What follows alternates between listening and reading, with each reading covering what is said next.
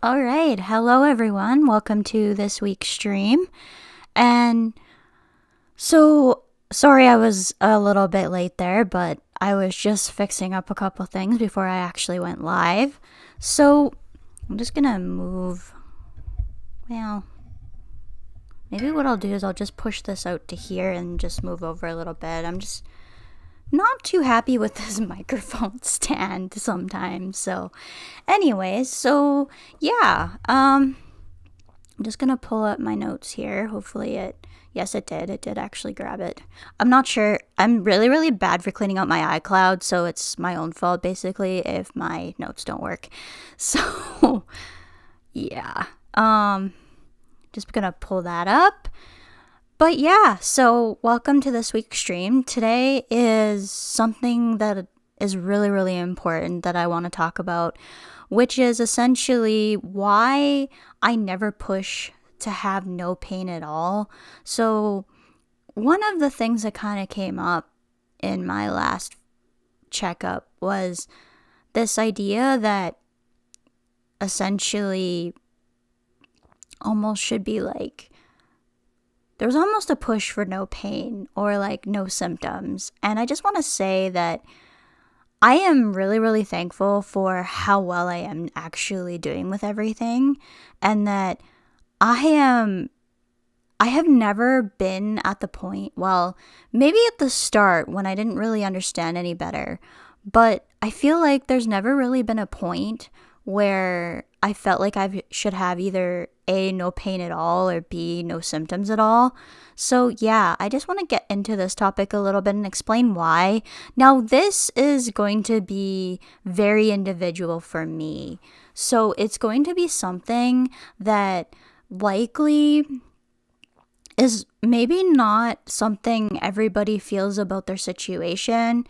I mean, going deep down, I think there's a part of us that wishes we could just be essentially pain free, just like the normal population all of the time. But I just think that that is really just not a fair thing to expect. But before I get into any more details, I do want to get into my intro.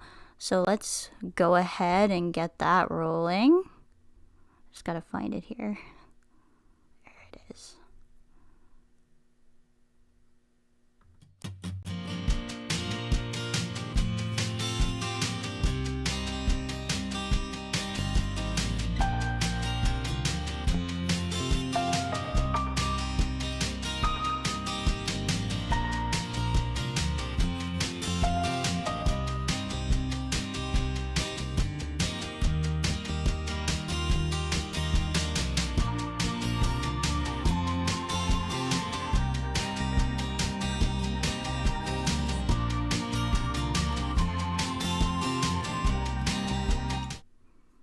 All right, we are back. And so, yeah, I just want to say, first of all, that this topic today actually came out as I was scrolling on Facebook the other day and came across a meme that was shared from one of the chronic illness pages with specifically with IIH that I follow. It's called Life with IIH.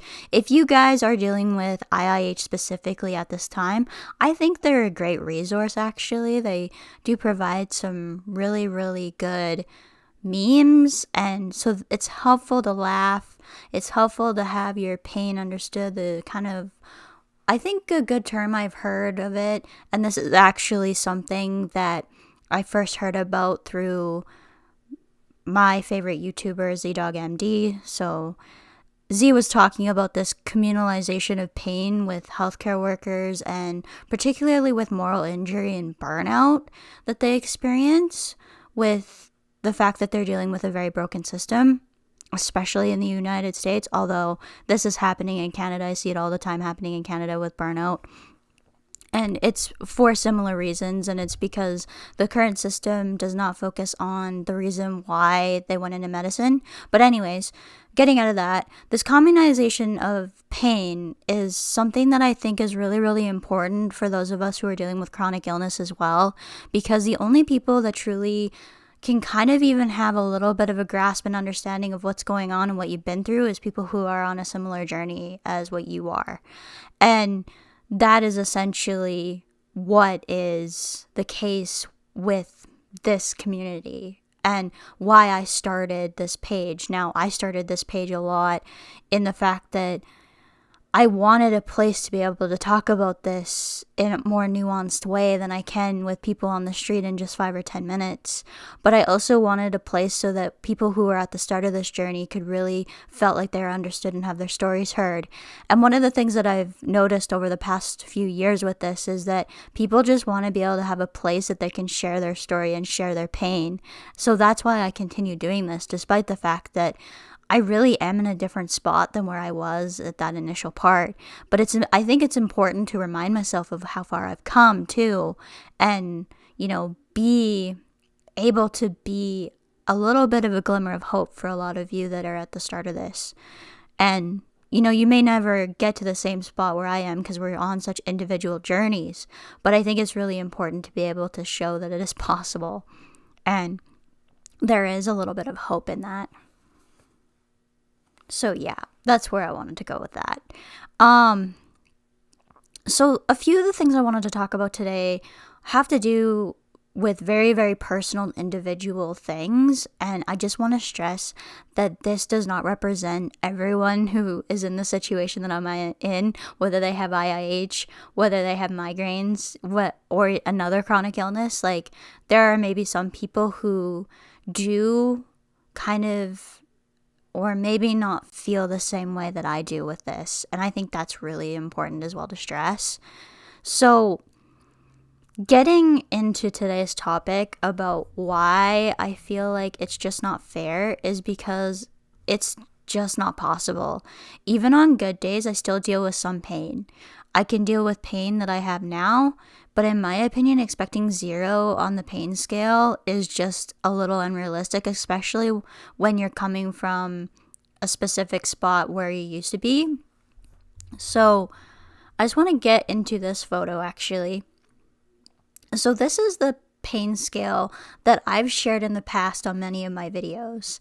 And I just kept the green background, but because it was really hard to see without having it on there.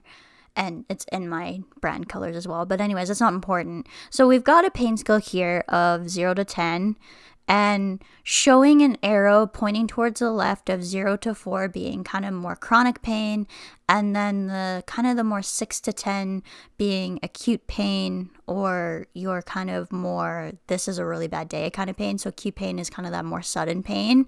And then we've kind of got the middle where there's no real distinction.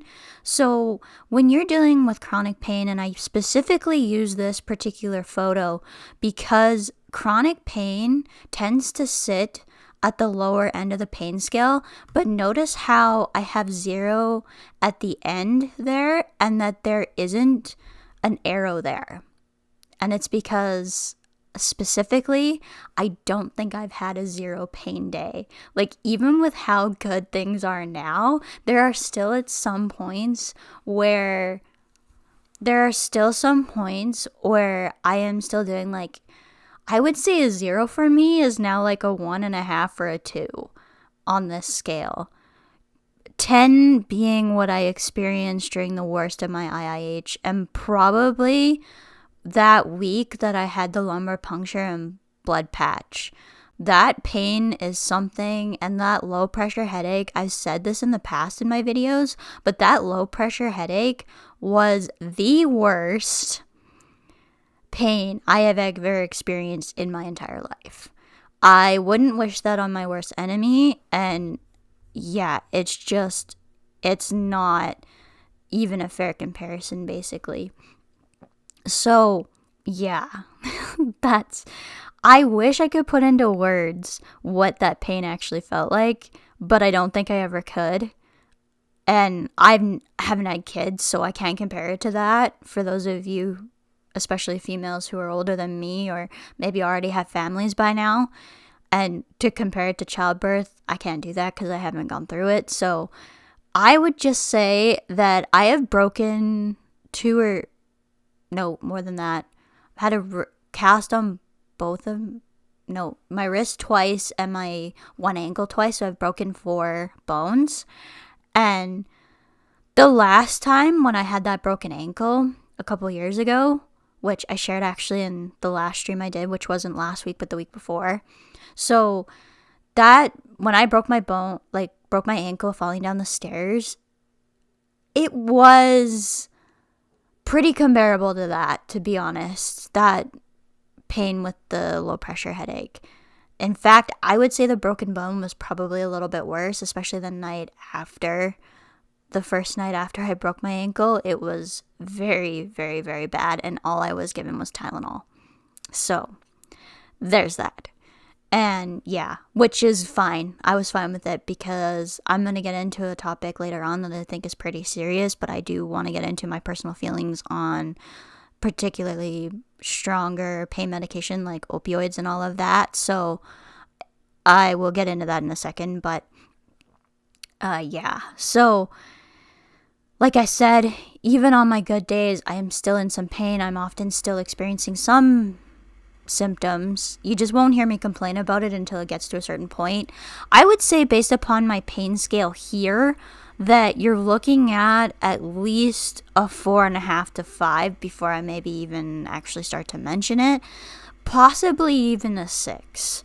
I haven't experienced a 10 since, like I said, since my worst pain. And like I said, that's a 10 for me now, but is it an actual 10? I don't know.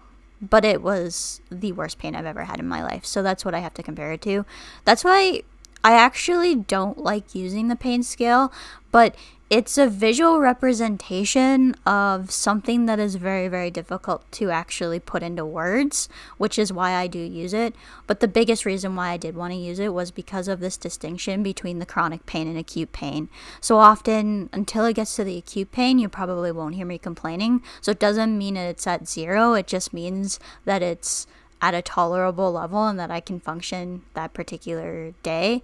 And I may be struggling even at a 4 or a 4.5, but I'm able to function, and to me that's what matters. So like, to really treat that kind of pain to me is just, there's no point, because there's a chance that it could get worse anyways, but it may not. Like, it may stay there. Like, there are some days where it's so unpredictable, you'll go up and down, but there are some days where it'll just stay at a certain level and it'll be tolerable, and you just, and also too, getting into like the meditation stuff that I talk about, I meditate actually on pain. I spend a lot of time at my retreat meditating on pain. I was dealing with a lot of pain.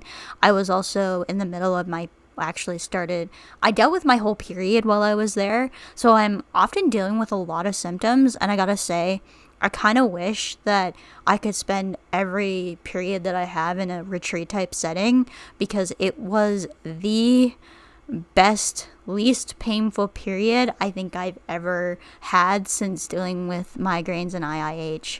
Just to put it into perspective, like, my periods can be very, very, very tricky to deal with because I'm dealing often with the most symptoms. Like, it's very, very, very predictable. So I get kind of having those tools in your tool belt, and especially when it's being quite predictable, that you would kind of try and prevent some of that. But I just don't feel like there's a point when you're dealing with something that is just something you deal with all the time. And so that's just my personal feelings on it. Like I said, it could be different for everyone.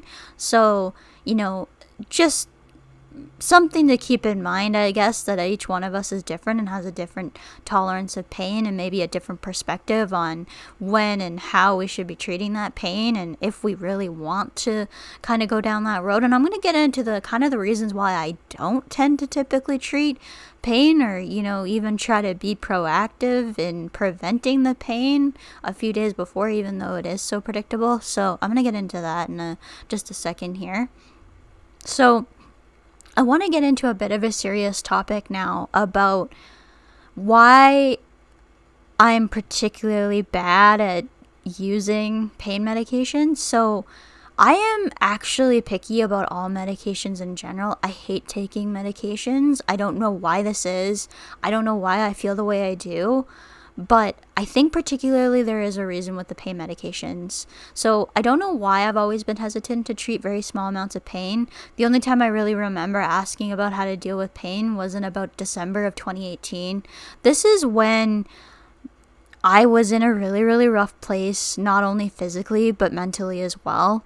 This is where I was just kind of starting to get some success with weight loss.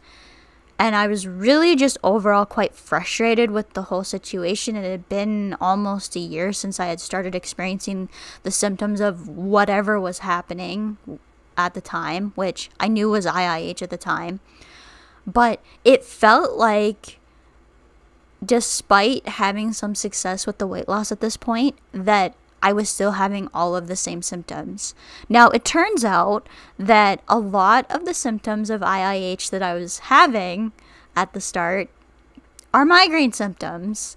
So now that I am actually at my ideal weight and have had my optic nerves be normal for as long as they have, I am absolutely convinced that, it is migraines at this point and that it's not IIH because of the resolving of the optic nerves. And the most important thing, I think, for me is that those optic nerves are normal, because that's where the threat really came from. I would really like to know, I guess, if any of you have any expertise in IIH in particular, if there's any kind of morbidity beyond that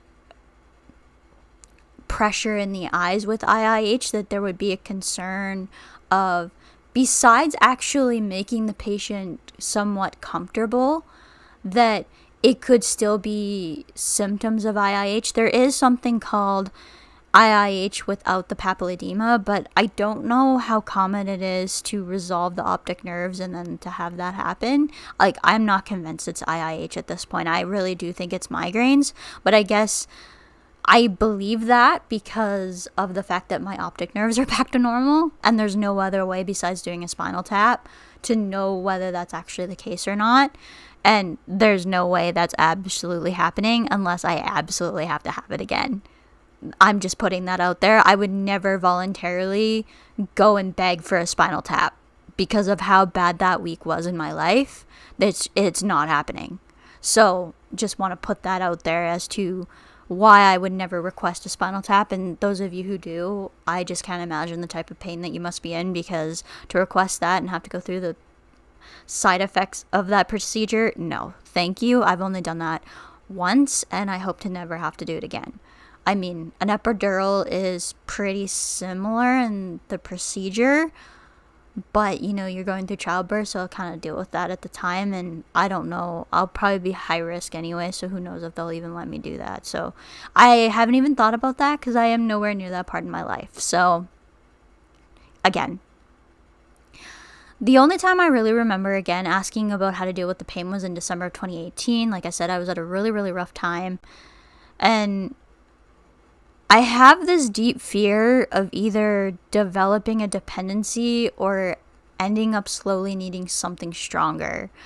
So what I mean by this is I'm very concerned that if I develop this habit of treating even small amounts of pain, that it's kind of gonna go into something that is that which doesn't make you, like, what doesn't make you weaker kind of kills you kind of thing.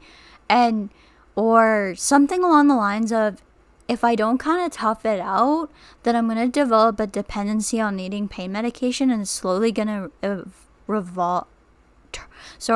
It's so, how do I want to word this? So if I treat this pain like that is so small that I could probably ignore with a little bit of meditation and possibly distractions or focusing on something else, or all of these other methods that I have of dealing with pain beyond medication, that the medication is something I'm going to be dependent upon over time, and then it's going to turn into something of needing a lot stronger medication that can be highly addictive, I guess is where I want to get with that. And I don't know if this is a legitimate concern.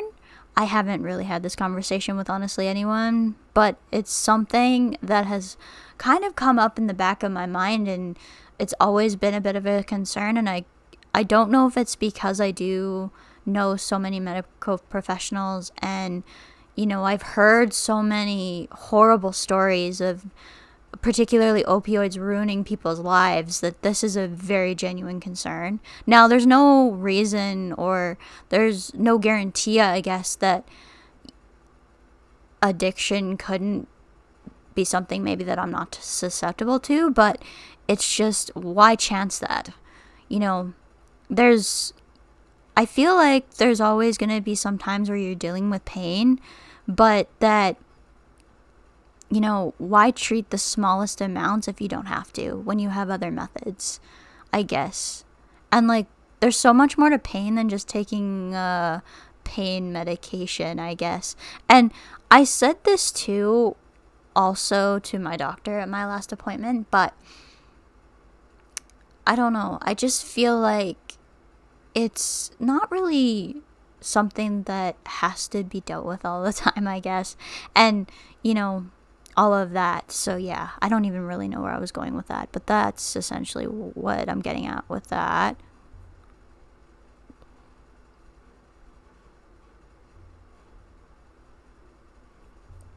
All right, so I'm just gonna pull up the notes I have again. I guess that's kind of where the serious kind of topic ends with that, and how I feel about that particular situation. I know that some people would feel very differently about that, and I see it all the time, but it's something that I kind of want to tell my side of the story, so that, if you're feeling the same way, you're not alone, kind of thing. Although I do think it's a little bit more of a rare view on it, but let me know, I guess, in the comments of wherever you're viewing or listening to this, about how you feel about pain medications in general. And I know there are a lot of people that have chronic pain that, taking away the pain medications is not fair, and you deal with a lot of stigma with that. And I don't understand, I guess, that part of it, because I've always wanted to avoid getting to that point, I guess. And I feel like treating the small amounts of pain may lead me to down the same road, I guess, is where I'm getting with that.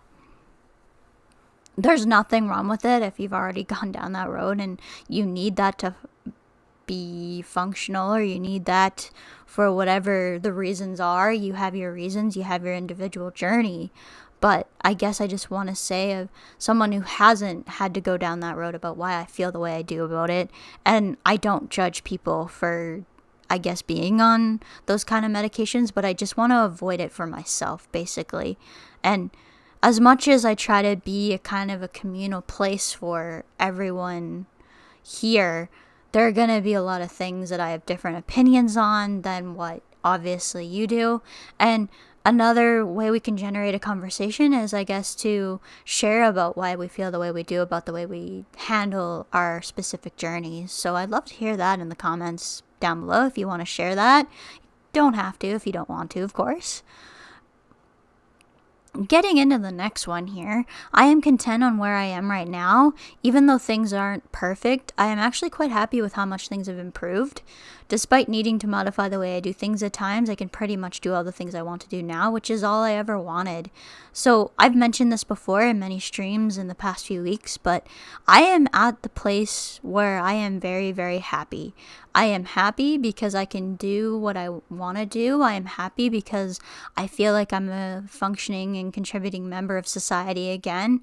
I'm not stuck on the couch, just constantly unable to do anything, and I'm able to not only manage my employment and working, but I'm able to do the creative things that I enjoy as well, which is fantastic. Now, I'm not able to do things sometimes simultaneously, or when my creative things take a hit, which is why the channel slowed down a little bit in content, and why I tend to focus on live content too, because it does take the least amount of my effort, and my particularly editing effort, which can take a long time. I still actually do edit these videos down because they get, I do edit these videos down, and they do get posted to Facebook and locals as the full video, and then the podcast version gets put up on the podcast so that people can listen to it on the go and all of that, or if you just like audio better. Although my videos do tend to be visual at times, especially when I'm trying to demonstrate double vision, what migraine symptoms are like today with the chronic pain scale, or the pain scale in general. So I do recommend you come to my social media to check those out. I'll go over that at the end. But yeah, so it's so important to stress that I am very content because I'm able to do the things that I want to. If things were to start to get worse again, though, like, I could see that changing, because I wouldn't be able to be content and happy with where I'm at. And you know what? I am so thankful, and I have so much gratitude for how much I'm able to do. And I'm so thankful for so much, actually, right now. If I could do a whole stream on gratitude, I think, and everything that I've been thankful for, and particularly the last few months. It's been a really, really life-changing experience, actually, in the last few months for me. And I had a feeling it might, but I didn't want to get my hopes up in case nothing changed. So but actually, post-retreat, I would say, has been even more life-changing for me. So yeah, you know what? I think that might be where I end it for today. Like I said, it's very hard to put into words, actually, about my happiness with everything, because it's kind of something that's beyond words, and it's a place I never thought I would be at again. And like I said, despite the fact that it's not a perfect day, despite the fact that it's not completely pain-free, despite the fact that there are times that I definitely do grieve life before, that things are okay. And you know what? I am actually content with things being where they are right now. And I guess that's just where I want to leave that. It's perfectly fine. Everything is okay. Everything is going well. And I am actually satisfied where everything is at. So that's where I think I'm going to leave it for today. So I'll do my typical spiel. If you guys want to connect with me off of YouTube, you can do so in a few different places. So I've got my Instagram, Awareness with Ashley, and I've noticed that in some of the older Facebook posts, or not Facebook posts, but the older YouTube descriptions, that it's still my old handle. So I don't know if that link will actually work, but the Instagram handle is Awareness with Ashley. And it's because all I ever do on Instagram is my stuff to do with my IIH and migraines.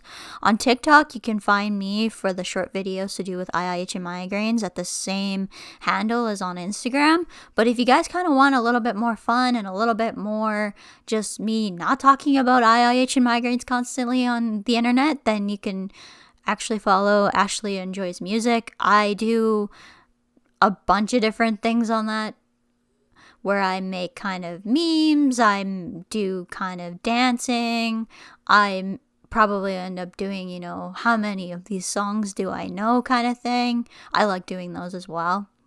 And then you can find me on Facebook, same name as my channel on YouTube, Ashley Stuart. And you can find me on Twitter, which I'm not as active on anymore, because Twitter, I find, actually causes me a lot of stress. And I'm not happy after spending a lot of time on Twitter. So yeah, but you may find occasionally that I share some things on Twitter that I only share on my local supporters tab. So, and again, locals is where you can support my work. You can support me on there. It is Ashley Stewart on locals. And the link to locals should be in every description if you're interested in that. It's similar to Patreon. If you guys become supporters, you can start posting your own content as well, and all of that. And it just will allow us to build a community over there. And I'm actually a part of locals in a community, and the community that is generated often on locals is something that you won't find anywhere else on the internet. So yeah, if you want to join over there, you can. And yeah, that's pretty much it. I will also probably end up sharing my my more personal TikTok stuff on my locals as well, just to supporters eventually. But yeah, so like I said, I haven't really figured out how to use the local supporters tribe yet because I don't have a lot of supporters. The channel's still really small. Although I do have to say thank you for all your support with the shorts content lately, because the shorts content is doing really, really well. I know that a lot of the platforms are pushing it really hard to try and compete with TikTok, but it's really helping the channel grow. And like particularly the Facebook page and YouTube, both are doing quite well, especially like at certain times. So like with everything though, it's quite hit and miss. So but yeah, if you guys have enjoyed the video, be sure to like and subscribe. Leave a review if you're listening to this on your favorite podcasting platform. That always helps get the content up and going. So I believe that's it for my little rambling there. Again, I hope you have enjoyed this stream this week, and I'll see you hopefully next week. Just an important note that I probably will take a break over the Christmas season. So there'll probably be a live stream next week, but after that, then I'll probably take some rest. I've got quite a bit of working coming up, not more than usual, but it's a busier time of the year, so often we're running around a little bit more and I get a little bit more tired. So I probably will do a live stream next Sunday, but then after that I probably will leave it because it'll be Christmas then, and I want to take some time and spend with my family as well. So I hope that you guys will join me next week, and if you don't, I hope you have a fantastic holiday season. Bye everyone, and thanks for watching.